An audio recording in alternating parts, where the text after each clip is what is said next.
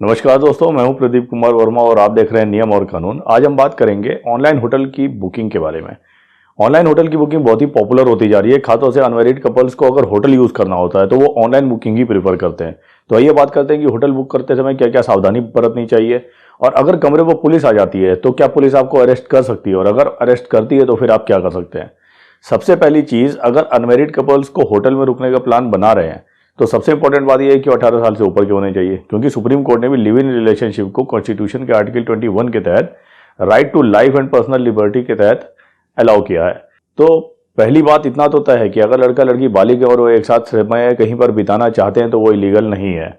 अब हम बात करते हैं कि क्या वजह है जिसकी वजह से पुलिस किसी होटल पर रेड मारती है। देखिए, ऐसे कई वजह हो सकती है। जैसे कि अगर पुलिस को इनपुट मिला हो कि किसी होटल में कोई आतंकवादी आकर छुपा हुआ है तो वो रेड मार सकती है, या फिर अगर पुलिस को ऐसी सूचना मिली हो कि किसी होटल में वेश्यावृत्ति यानी प्रोस्टिट्यूशन का काम होता है तभी वो रेड मार सकती है, या फिर अगर पुलिस को सूचना मिली हो कि किसी होटल में हिडन कैमरे लगाकर वीडियो बनाए जाते हैं तो उस केस में भी पुलिस छापा मार सकती है। अदरवाइज जनरली पुलिस किसी कपल को सिर्फ परेशान करने के लिए छापा नहीं मारती है। देखिए, जब भी आप कोई होटल में ऑनलाइन बुकिंग कराने जा रहे हैं तो सबसे जरूरी है कि आप उसके रिव्यूज को ठीक से पढ़ लीजिए। रिव्यू से उस होटल के बारे में, उसकी हिस्ट्री के बारे में, वहाँ जो सर्विसेज प्रोवाइड की जाती है, जो तकलीफ होती है, जो फैसिलिटीज़ हैं, उन सब के बारे में बहुत कुछ पता चल जाता है।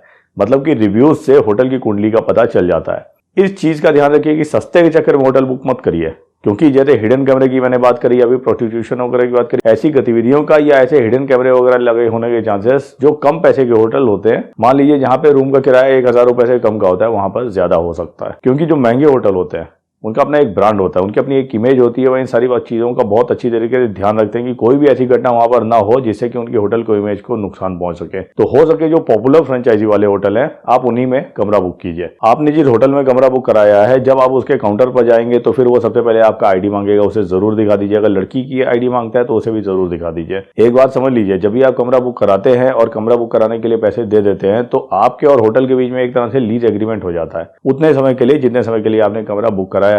अब आपका अधिकार बनता है कि उस कमरे को आप अपने हिसाब से प्राइवेट यूज के लिए इस्तेमाल कर सकते हैं। अब जब आप कमरे के अंदर हैं, उस समय अगर पुलिस आती है, आपका दरवाजा खटखटाती है, तो सबसे पहली चीज की पुलिस अकेले नहीं आएगी। वो या तो होटल के मैनेजर के साथ आएगी या फिर होटल के सिक्योरिटी मैनेजर के साथ आएगी। उस वक्त आपको सबसे जरूरी बात जो ध्यान में रखनी है वो ये है कि जो कुछ भी पुलिस पूछे उसे ईमानदारी के साथ सही सही बता दीजिए।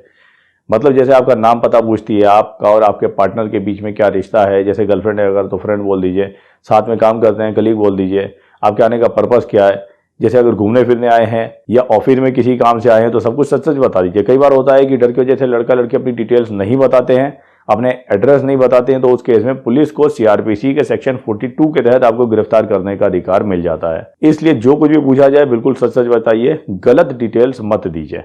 अगर पुलिस गलत नियत से नहीं आई होगी तो आप जब सब कुछ सच सच बता देंगे और जब उस सच की डिटेल्स आपने जो रजिस्टर में एंट्री कराई है उसके साथ मैच करेगी तो पुलिस आपको तंग नहीं करेगी, वो चली जाएगी। लेकिन अगर पुलिस गलत नियत से आई है, जैसे कि वो सोच रही है कि चलो इनसे पैसा निकाला जाए, तो हो सकता है कि वो आपको अरेस्ट करने की धमकी दे, जैसे कि प्रोस्टिट्यूशन के केस में फंसाने की धमकी दे, या फिर कहे कि आप प्रोस्टिट्यूशन को बढ़ावा दे रहे हैं, तो भी आप कह सकते हैं कि हम दोनों बालिग हैं, यहाँ पर अपनी मर्जी से आए हैं, तो आप हमारे बारे में ऐसी बातें बिल्कुल मत करिए, बिल्कुल गलत है।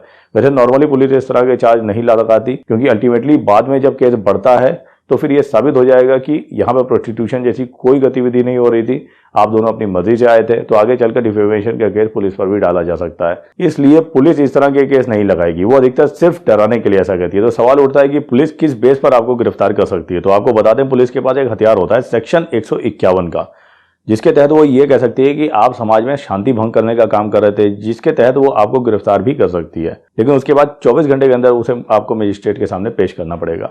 मजिस्ट्रेट के सामने पहुंचने पर आप अपनी बात पूरी तरीके से रख सकते हैं, कॉन्फिडेंस के साथ रख सकते हैं कि आपने अपनी सारी बातें इन लोगों को बता दी थी, शांतिपूर्वक तरीके से बताई थी, जैसे कि आपके आईडी डिटेल्स, जो भी पर्पस है मिलने का, आप लोगों के बीच रिश्ता क्या है, वह सब आप लोगों ने होटल के रजिस्टर में भी लिखा हुआ है, और आप लोग कोई भी गैरकानूनी काम नहीं कर रहे, तो इस बात का कंफर्मेशन होटल में लगे सीसीटीवी कैमरे और वहां के रजिस्टर से भी किया जा सकता है। मजिस्ट्रेट भी इस बात को जानते हैं कि लिव इन रिलेशनशिप को सुप्रीम कोर्ट ने भी अलाउ कर रखा है, तो आपकी बात को समझने के बाद मजिस्ट्रेट साहब आपको छोड़ सकते हैं।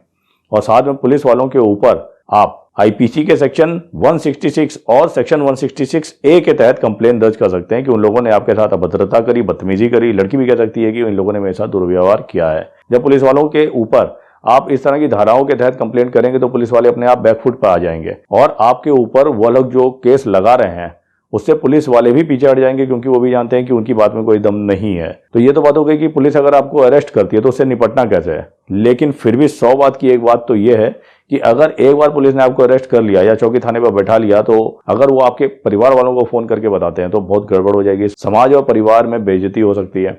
इसलिए जब भी होटल का सिलेक्शन करें उस वक्त पूरी सावधानी बरतें और पूरे रिव्यूज को देख के, होटल का ब्रांड देख के, ज्यादा सस्ते के चक्कर में ना पड़ के ऐसे होटल में जाइए जहां पर इस तरह के छापे या कोई और गलत एक्टिविटी होने के चांसेस ही ना के बराबर हों। उम्मीद है दोस्तों वीडियो की दी गई जानकारी पसंद आई होगी। वीडियो को शेयर और लाइक जरूर करिएगा। चैनल पर अगर नए हैं तो चैनल को सब्सक्राइब कर लीजिए। Thank you.